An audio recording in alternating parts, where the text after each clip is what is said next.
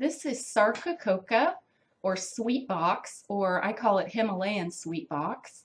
And it's an evergreen, and I've talked about it in a previous video and told you that it blooms in the winter, and it has been blooming for about 3 weeks now. I first noticed it in Portland when I went there about 2 weeks ago, and it was in full bloom there, and I came home and it's just bursting into flower right now, and the smell is so intoxicating. I'm going to show you some more pictures. You can't see how big this plant is by this picture.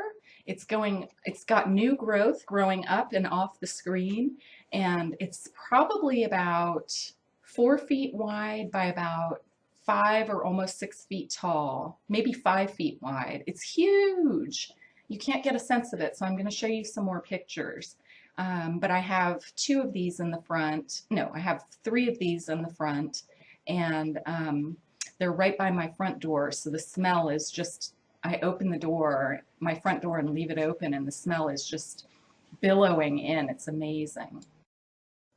This picture might give a better sense of how big it is compared to the stairway there. It's reaching up to the porch. So these are the little flowers. These little feathery flowers are where the fragrance comes from. And you can sort of smell it if you smell it up close, but you really have to smell it from a distance because you can see how many of these little flowers are all over this plant. Here's an attempt to get the scale of the plants.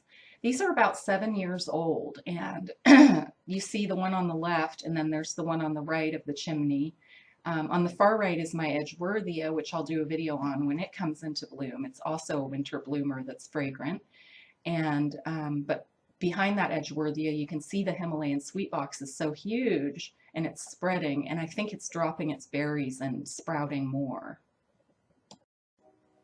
That second one on the left has a lot more berries on it for some reason. It may be the one that I transplanted that used to be in a spot that was too sunny. If you put it where there's too much sun and wind, it will not thrive. It won't have as many leaves. It won't look very good at all. So I dug it up, which was fine with it, and moved it.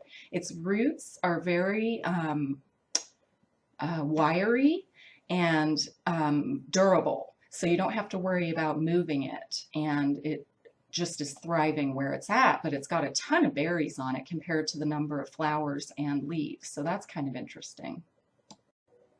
So here's a close-up of just how many berries it has on it, and they're on the back side of it too, and on the sides of it.